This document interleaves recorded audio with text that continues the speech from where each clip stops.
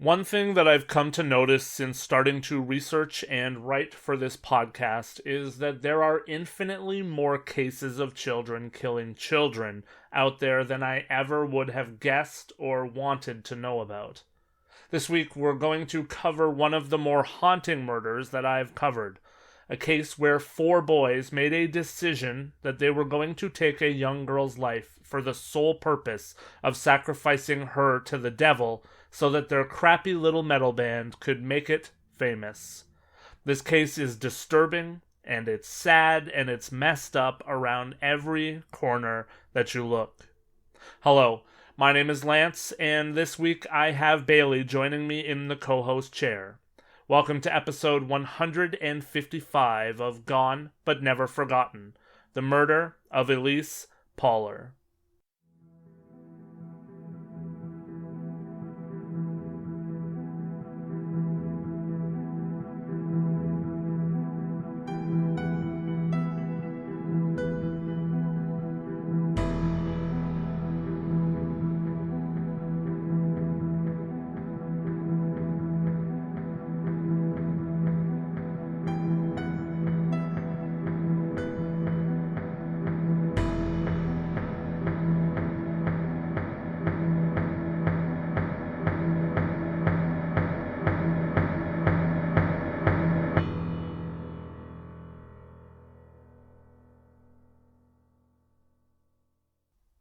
Bailey, welcome back to the madhouse that is Gone But Never Forgotten. I am very lucky to have you again here in the co-host chair. Thank you for joining us. Hey Lance and GBNF crew, I'm glad to be back for another extremely interesting case. Having a background in the entertainment industry, the story really grabbed my attention. I'm excited to jump into this horror-themed episode with you guys.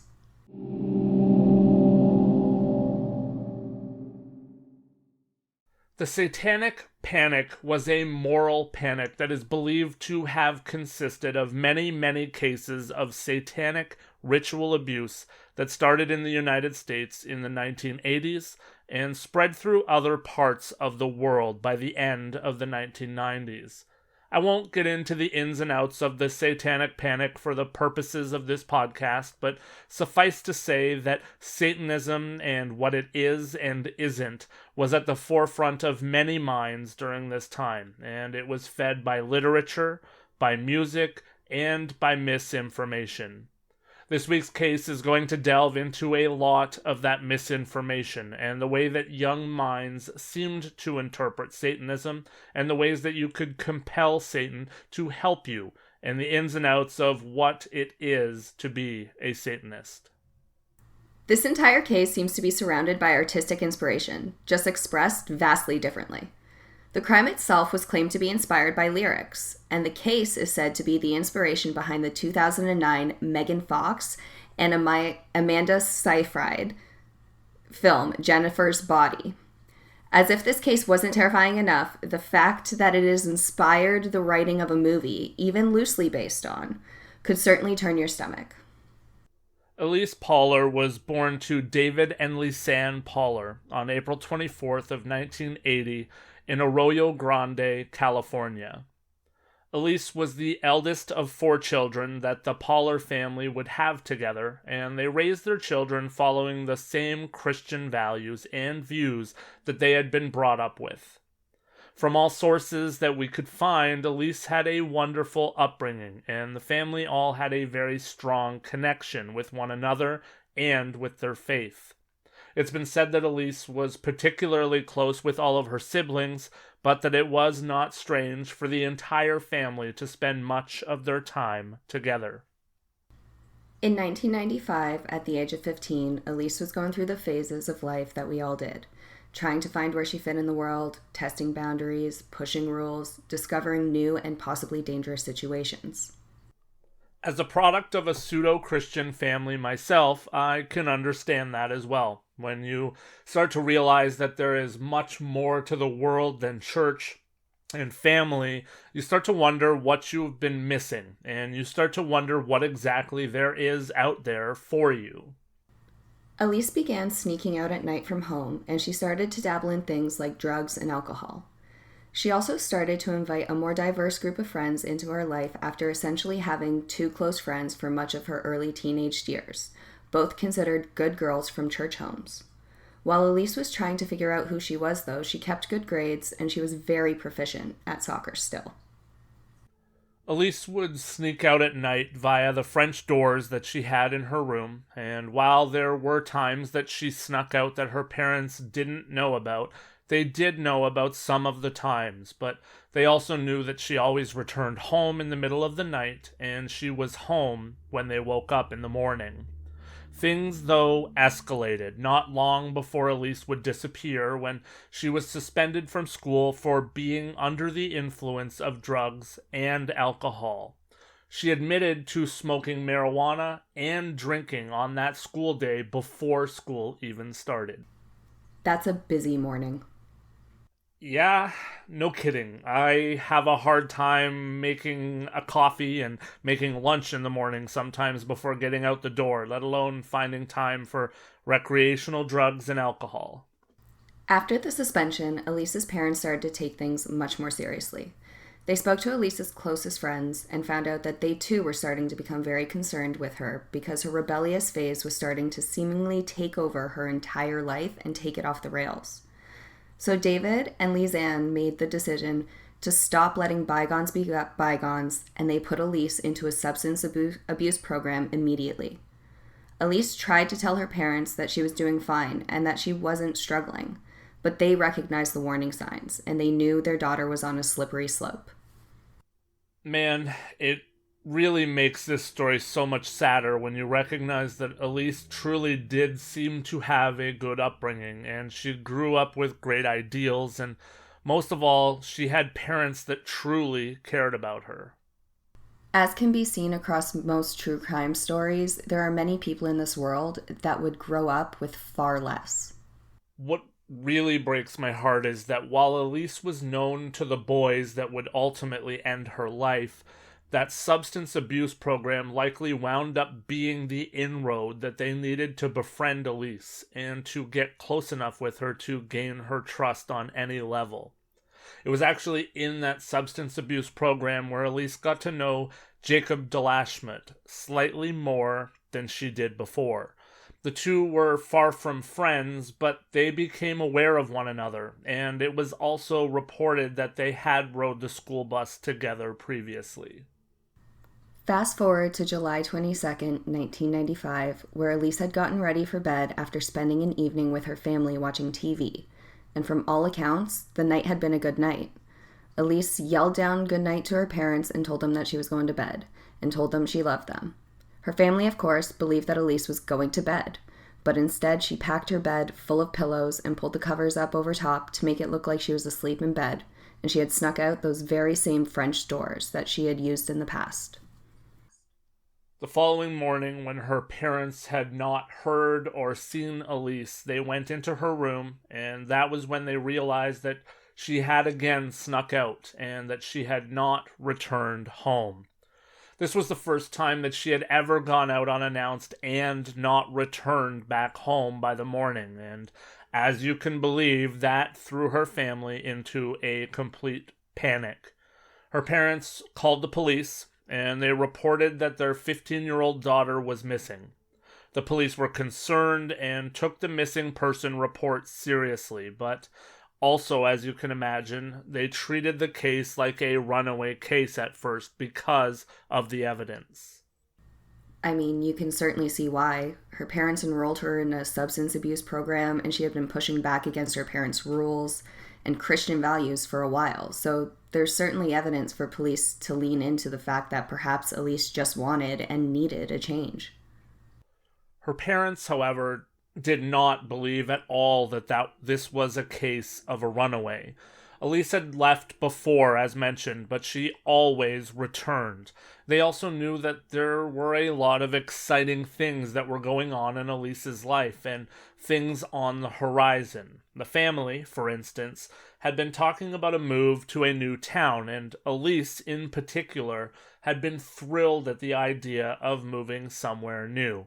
It was evident that she was bored where she was. Her family also said that they believed that Elyse would have never run away from home and her siblings. They were all that close. Even if she was angry at her parents on some level, they believed that Elyse was still so close with her siblings up to and including the night before she had disappeared. Amongst the majority of the tips was a prevailing report that Elyse had been seen in the area of South San Luis Obispo. The tip caused many search parties, and the family went out to the area and scoured high and low looking for Elyse. Investigators, though, said that if Elyse was in the area, she was hiding very well and that she most likely was indeed a runaway.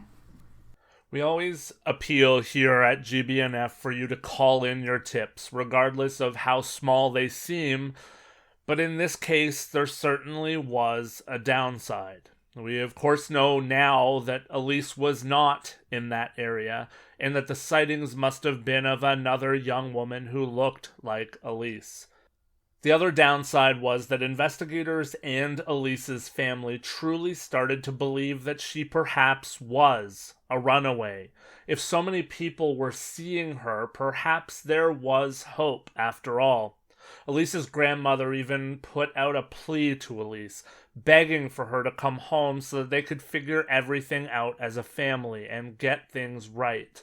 She pled for Elyse to come home and to stay with her until everything was figured out.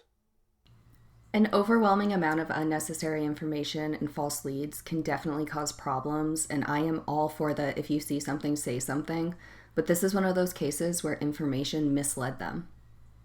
Absolutely, but I still, like you, will always err on I think you're better off to report anything and everything and let the investigators decide what's relevant to the case, but you can certainly see the downside here.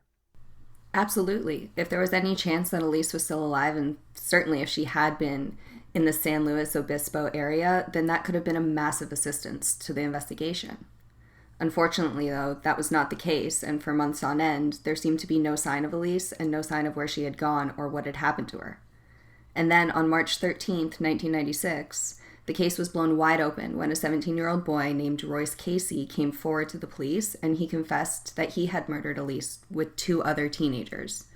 Royce had apparently been struggling with his conscience, and a recent conversion to Christianity combined with seeing Elyse's missing poster finally driven him to confess.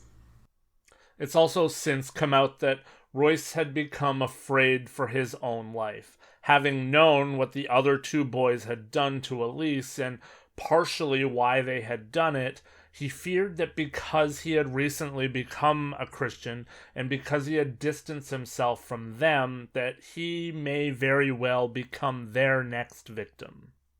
To prove that everything he was saying was true, Casey even led the police to Elyse's remains in a eucalyptus grove that was only about a quarter mile from Elyse's home. He told police that the other 2 teenagers that were involved were 16-year-old Jacob Delishmut and 15-year-old Joseph Farella. The 3 boys were arrested and they were charged with murder, gang involvement, rape, torture, and conspiracy. All 3 boys were known around town as a group of burnouts. They did all kinds of drugs, including marijuana, meth, speed, acid, cocaine, and they drank excessively. All 3 boys had long stopped going to school or dropped out completely, and they were essentially seen as 3 boys who had nothing going on and nothing going for them. Their favorite hangout for the boys was a drainage pipe in town that was known as the Pipe of Death because another kid had fallen down an embankment there to his death previously. At the time of the murder, the 3 boys were 14, 15, and 16 years old. It soon came out that all 3 boys had become interested and involved in Satanism not long before Elyse's murder, or rather, their ideals of what Satanism is. Satanism at its core for most people is for non-theists who view Satanism as a personal liberation from traditional theistic beliefs. It's generally not a religion where people actively worship Satan or go out of their way to make sacrifices to Satan or demons. According to the three, though, they were all members of the Church of Satanism and had paid $100 each for cards that proved that they were, in fact, Satanists. This clearly, to me, shows their immaturity and their lack of knowledge on the subject. They were simply immature teenagers who wanted the attention of flaunting the fact that they were quite literally card-carrying members of the Satanist movement. The boys had also recently purchased a knife online that was apparently specifically for murdering a virgin.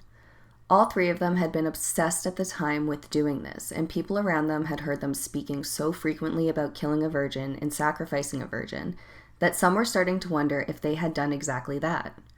Of the three, Farella was the most obsessed with this act, and he became particularly obsessed with Elyse over time. He had also become obsessed with reading Aleister Crowley and truly believed that one could receive powers through the act of sacrifice. Farella would catch frogs, and he would crucify the frogs and then cook the frogs and eat them. He believed that that would give him spiritual power and that that power would rush through his veins after he committed the acts. One of the main driving forces behind his sacrifices and his seemingly never-ending search for more power was that he believed that this power from sacrifice was key to making their newly formed metal band called Hatred a lot better, specifically their guitar playing. The three boys were in the band with a fourth boy named Travis Williams. They had modeled their band after the band Slayer. Farella kept telling all of the boys in the band that they would get very famous if they sacrificed a virgin. In the end, it is believed that Elyse was chosen for a few reasons. As mentioned, Farella seemingly had a crush on Elyse and had become obsessed and infatuated with her. Also, they believed that they had access to Elyse through Delishmet. And finally, she was a beautiful blonde-haired, blue-eyed virgin who was just openly a Christian. They believed that she would be the ultimate gift to Satan and the ultimate sin against God simultaneously, and as such, she would give them the most power and most musical ability.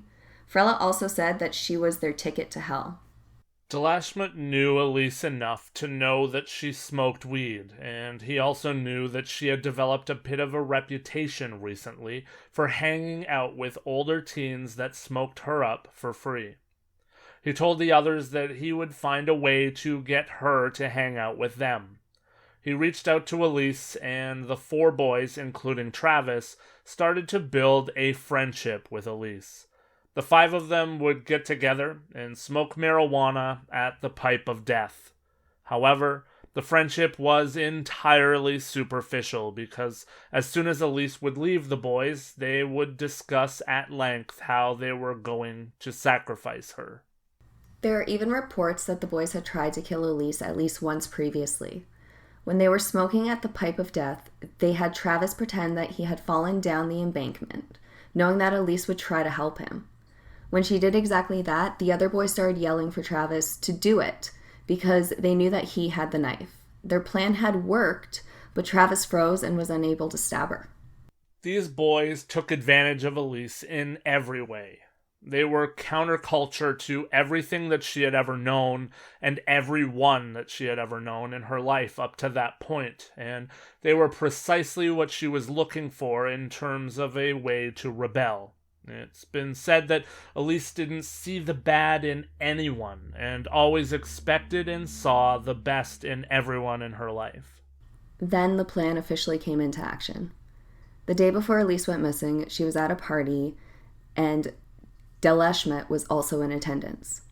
He told Elyse that he had just picked up some good weed and some acid, and that the boys would share it with her if she wanted, setting up the following night. The following night, Deleshmet said that he had called Elyse twice to get her to come and hang out with them. In hindsight, Elyse's parents said that they do remember her taking 2 calls that night when the family was hanging out.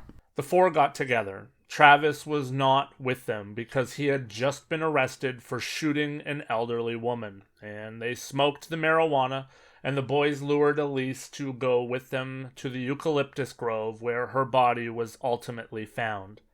While the four were smoking marijuana, Delashmet grabbed Elyse by her hair, pulled her to her feet, and then knocked her back hard onto her back.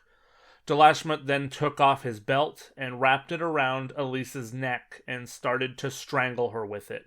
Casey was helping to hold her down. It was then Fiorella that was the first to stab her in the neck with the knife, directly in the throat, and then the three took turns stabbing her in the throat, passing the knife around. In their confessions, the boys said that during the entire ordeal, Elyse had been begging for her life, praying to God to intervene, and crying out for her mom. When the boys felt that Elyse wasn't dying fast enough, they started to beat her up and kick her, and they even stomped on her neck to try to kill her faster. The pain that this poor girl endured in her last lingering and excruciating moments on Earth is absolutely gut-wrenching. It's then believed, based on evidence and based on some confessions, that after the boys slowly watched Elyse die, Fiorella had committed the act of necrophilia. Elyse was left with 12 non-fatal stab wounds, and her official cause of death was bleeding out, as these three absolute monsters watched on and waited and abused her. Fiorella's mother said that though Fiorella had told her that Delashmut and Casey had been the ones that had committed the act of necrophilia, one of Delashmut's friends also said that he had boasted about returning to the body and performed necrophilia multiple times after the murder. In the end, because of the decomposition of Elyse's remains, investigators were unable to determine if Elyse had been raped or the victim of necrophilia, or if she had been, who was actually guilty of it. As a part of the court cases that came, Elyse's grandmother spoke for the family and said that she wished that she had known what these boys were planning, because she said that she would have wrung their necks herself. Her grandmother was full of fire, and it just breaks your heart to imagine this woman who Elyse had been named after dealing with all of this and having to look these three killers in their eyes. Casey pled no contest to the first-degree murder, and he was sentenced to 25 years to life in prison with a minimum of 21 years before he would be eligible for parole. It is believed that he received a slightly lesser sentence because he had been the one to come forward and confess to the murder. Delashmut also pled no contest to first-degree murder, and he was sentenced to 26 years to life, and it was determined that he would need to serve 85% of his sentence before he would be eligible for parole. Fiorella also reached a plea deal agreement in which he pled guilty to first degree in exchange for a life sentence with a minimum served of 26 years. The other charges, including rape, were dropped in all cases because of a lack of concrete evidence and as a part of the deals that these boys received. At trial, David Pahler said, quote, "Joseph, it's a parent's worst fear and lifetime pain to outlive their child. It's even worse knowing she was murdered, tortured, and raped as a virgin sacrificed on the altar of Satan so you could earn a ticket to hell." Unquote. Fiorella stated that he denied the version of events that Casey had confessed to, but he did confess that he had been the first person to stab Elyse. He also said, quote, "I wish it never happened. Since it's happened, I always wish that God can bring her back to life. I can imagine how her family must feel." Unquote. Elyse's family would file a lawsuit in November of 1996 against the band Slayer, specifically naming their songs Postmortem and Dead Skin Mask, saying that they gave the three killers detailed instructions to rape, stalk, torture, murder, and commit acts of necrophilia on a victim that wound up being their daughter. Their goal was to receive monetary damage and to halt the practice of marketing violent music towards juveniles. Slayer's drummer would respond to the lawsuit by saying that these boys were trying to blame the band, and he said that it was clear that if they had done something stupid, then they should pay for it, not pass the blame on to the band. The lawsuit was delayed originally until the year 2000 when the trials were finished, and then this was thrown out. The judge said that there wasn't a legal position that could be taken that would make Slayer responsible for Elyse's death. He said, "If we blame Slayer, where do you draw the line? You might as well start looking through the library and blaming books on the shelf." The Pahlers would launch a second lawsuit claiming that Slayer knowingly distributed harmful materials to minors. That case, though, was also dismissed, with the judge stating that he did not consider Slayer's music to be distributed with intent to minors or harmful to minors in any way. On March 17th of 2021, Royce Casey was granted parole and then had it denied and revoked by Governor Gavin Newsom on July 9th, 2021. On October 11th of 2023, he was again granted parole and again had his parole overturned by the governor on March 8th of 2024. March 11th of 2025 is the next tentative date for Casey to appear for a parole hearing. Interestingly, at the parole hearing in 2021, some of the members of Elyse's family, including her father, appeared and said that they did not oppose his release from prison. They said that they believed that Casey had expressed remorse over the murder and that he had been the one that had led police to Elyse's remains. They believed that he should be shown some level of leniency. Joseph Fiorello was denied parole for 3 years on June 22nd, 2023, and now has a tentative next date for parole eligibility scheduled for June of 2026. In between, he had an administrative review denied that could have moved up his next parole hearing. Jacob DeLachemont was granted parole on July 26th of 2023, and again the governor reversed that on December 15th of 2023. His next parole hearing is tentatively set for January 16th of 2025. Casey is currently being held at Valley State Prison. Fiorella is currently being held at High Desert State Prison. And DeLachemont is currently being held in a correctional training facility. What a case this was, Bailey. I know I have a couple things I want to pick your brain about, but what stands out about this one to you? What do you want to talk about before we call this an episode? Definitely the fact that the boys consistently tried to pawn off the blame, but also that it kind of leads into the whole argument of, does modern day music and video games actually cause violent children? What do you think? So that was one of the things that I wanted to ask you about, because full disclosure, you and I have both worked in and around the music industry a lot in our lives. So how do you feel about the parents putting forth a lawsuit against Slayer, I guess, as A, and B, do you believe that there is some responsibility for things like music and video games, but I guess particularly for this case towards musicians that put out music that talk about things like murder and rape and necrophilia? Being a metalhead and enjoying every kind of music as well, what I've come to learn is that you cannot take lyrics seriously. A lot of the time, a lot of artists are using lyrics as metaphors. And I'm going to quote a very, very famous song right now by a very famous singer out there, Taylor Swift. She leapt from the gallows and levitated down the street. Is she now invoking witchcraft and little girls are going to be burned at the stake because of this, because they now believe in witchcraft? Is she going to be held liable for anyone who attempts to levitate now? I understand that artists do hold some sort of liability because they are held in such a high regard for society. But at the same time, you can't take everything seriously, and ultimately you can't blame someone else for someone else's decision. How many horror movies have we watched growing up and even now? You and I haven't murdered anybody. We're currently on a murder podcast. We read about stuff like this day in, day out, and we haven't done anything. I find it very difficult to blame artists for expressing themselves.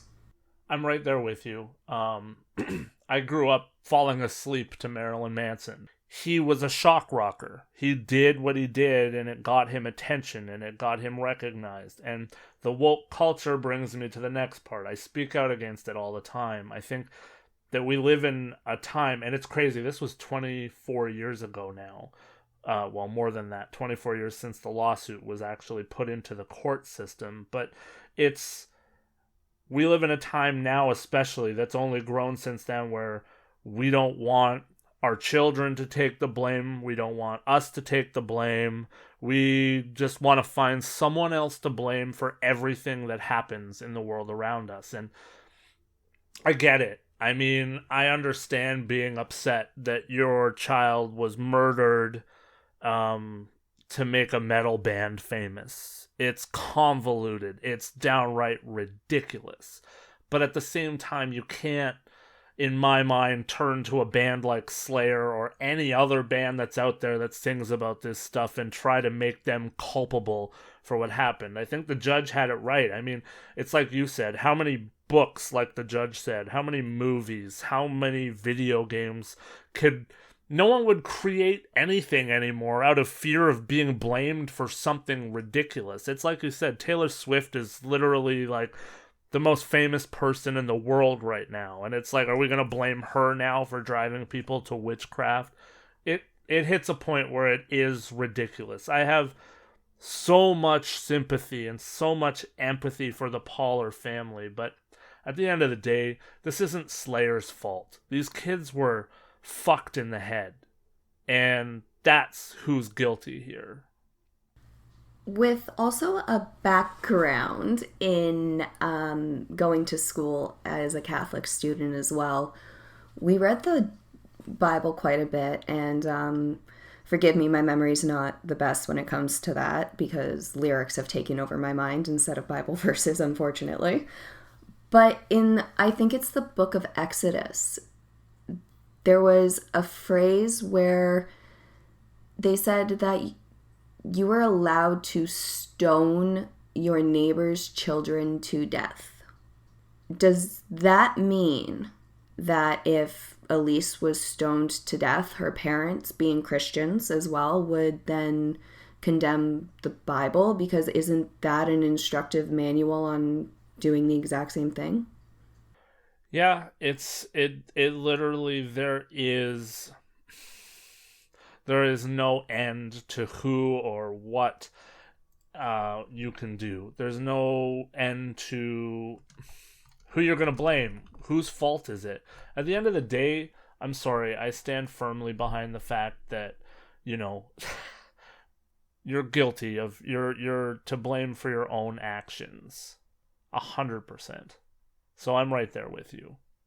I don't agree with finding people or things to push the blame on. People need to learn to take accountability and stop looking for someone to blame, because sometimes there's not an external blame other than exactly what happened. These four boys got together, had a ridiculous thought, and then three of them were like, hey, let's do this. And you can't blame anyone other than the three individuals who decided to actually partake in the actions.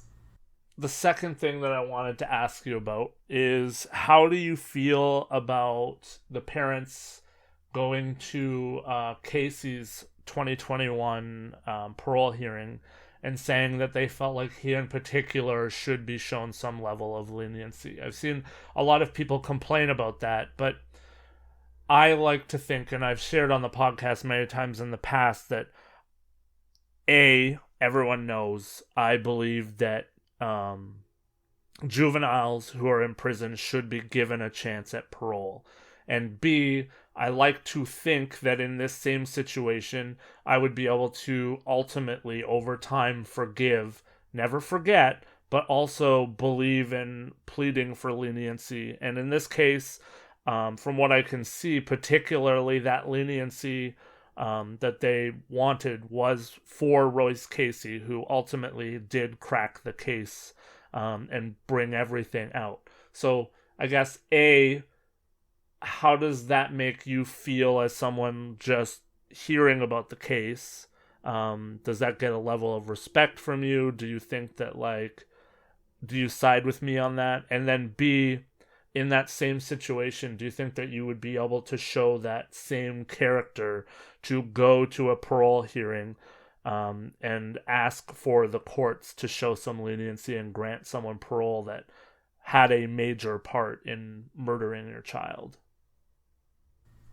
So, first, you are a very heavy advocate for reform, and I commend you for that because I don't always see the best in people, and I don't always think that everyone can be fixed or reformed because it's been proven time and time again, more times than it hasn't, that, reform doesn't always work. And I think in this case, it's not really reform because he didn't come to the realization that he did something wrong while he was in prison. He came to the realization that he did something wrong prior to it. He was the one who actively went and realized that, you know what, okay, I messed up, we messed up, this needs to be fixed, a wrong needs to be righted. And I completely commend him as well for being mature enough to actually do that out of fear, especially for the other two who, also displayed a lot more violence and aggression, and definitely, from what I understood, were planning even more aggressive attacks on other people potentially. So knowing all of this really makes me feel that yes, reform is something that can happen to some people, and this is a case where it did happen, and he clearly had some sort of conscience about it. He does deserve a little bit of leniency, I will agree, because he showed remorse before being caught. He showed remorse all while being caught. He hasn't done anything in prison wrong. He's been, again, from what I understand, he's been like a therapy person in prison to talk to young people and like kind of be like a little mini guidance counselor in there. And I think it really shows growth and strength on the parents' part to attend something like that and show grace to someone who took something so valuable from you. So my heart is with those parents, and I think that it was wonderful for them to do that because I feel that they think the same thing that we do. Yep, 100%. Now, I need to say I don't agree that reform is for everyone. I think that there should just be the possibility of reform. I have a lot of people on Facebook mistake that, so I just want to say it again in a loud and clear voice. I don't believe that being a juvenile when you commit a crime should ensure that you'll see the light of day again. I just don't think that life without the chance of parole should ever be an option for someone who's, say, under the age of 18 when they commit their crimes. It is a crazy story, and I mean, it's wild to me that the family spoke up for Royce Casey, and he's been granted parole twice, only to have, I believe it was Governor Gavin Newsom both times say, nope, not happening. And now he's waiting again until this coming March in 2025 to get another chance at parole. It's kind of crazy. One has to wonder what's behind a decision like that by a governor to stand up and say no twice to someone who even the parents of the victim are asking for some leniency for. But who knows with politics what's behind that. Is there anything else that you want to talk about before we put a wrap on this one? I think that's everything. All right. Well, that sounds good. So I guess allow me to close off this episode by, of course, first saying thank you to Bailey again for being a part of the show. She'll again be back next week as we redo a case that Julie and I covered long ago in the archives. In the spirit of remembrance and Veterans Day being upon us, we're going to talk next week about Colonel Russell Williams, a very high-ranking man in the Canadian military and a serial rapist and a serial killer. So don't forget to come back next week and join us for that terrifying tale. In the meantime, have a wonderful week, and please take the time to rate and follow the show and join the conversation on social media or over on Patreon, where you can get even more episodes of GBNF by subscribing to the show, along with many other perks, including episodes like this one this week, where we have an ad in the episode. You can get those episodes early, a day early, and ad-free if you're subscribed on Patreon on any of the levels. I hope that you and yours are well. safe, and always trying to be better. We'll see you next week.